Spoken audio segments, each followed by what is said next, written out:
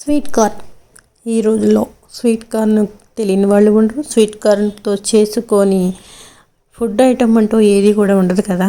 అయితే ఈవేళ నేను స్వీట్ కార్న్తో అయితే మాత్రం వడలు అయితే మాత్రం వేస్తున్నానండి. కొంచెం కొత్తిమీర, పచ్చిమిరపకాయలు, ఉల్లిపాయలు ఇవన్నీ పైన వేస్తున్నాను. స్వీట్ కార్న్ అయితే మాత్రం మిక్సీ కొంచెం పరక్కగా అయితే మాత్రం తీసుకున్నాను.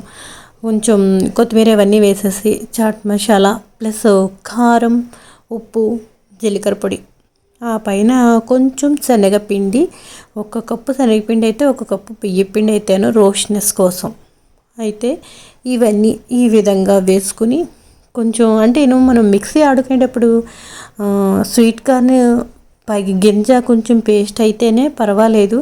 వాటర్గా ఉంది చాలా మొక్కజొన్న పొత్తి గింజ అలా ఉండిపోయిందంటే మొహం అయితే మాత్రం మీద పడిపోతుంది. ఒకసారి నాకు అనుభవం అయిపోయింది. అందుకని నేను కొంచెం బరకగా అంతా మొత్తం స్మాష్ పూర్తిగా కాకుండా అనమాట, కచ్చా బచ్చగా ఈ విధంగా అయితే మాత్రం నేను చేసేసుకుని మొత్తం ఈ సాల్ట్, కారం, మసాలా, చాట్ మసాలా, నెక్స్ట్ ఉల్లిపాయలు, కొత్తిమీర, పచ్చిమిరపకాయలు ఇవన్నీ వేసేసుకున్నానండి. ఒక కప్పు శనగపిండి, ఒక కప్పు మైదాపిండి బియ్యపిండి ఇవన్నీ వేసుకుని ప్లస్ కలుపుకొని ఆల్రెడీ నూనె పెట్టేసుకుంటాం కదా, చాలా స్పీడ్గా అయిపోతుంది. పిల్లలు ఇష్టంగా తింటారు. ప్లస్ ఏంటంటే ఇందులో ఇష్టమైన వాళ్ళ పిల్లలు ఎక్కువ టమాటా సాస్ అయితే మాత్రం నలుచుకుంటున్నారు కదా. ఆ విధంగా అయితే మాత్రం ఇలా చేశానండి నేను. టేస్ట్ అయితే మాత్రం చాలా చాలా బాగున్నాయి. మా రోజుల్లో అయితే మరమరాలుండలు, వేరుశనగ ఖర్చులు, నెక్స్ట్ పిడత కందిపప్పు, ఇలా అటుకులతో ఇలా ఈ విధంగా ఇన్ని రకాలు చేస్తూ ఉండేవారు.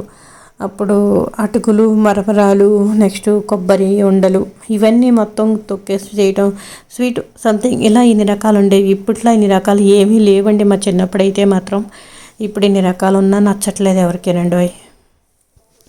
అలా మా చుట్టాలు వస్తే మాత్రం ఊరైతే ఉప్పాడైతే వెళ్ళారండి, ఉప్పాడ చీరలు తెచ్చుకుందుకు.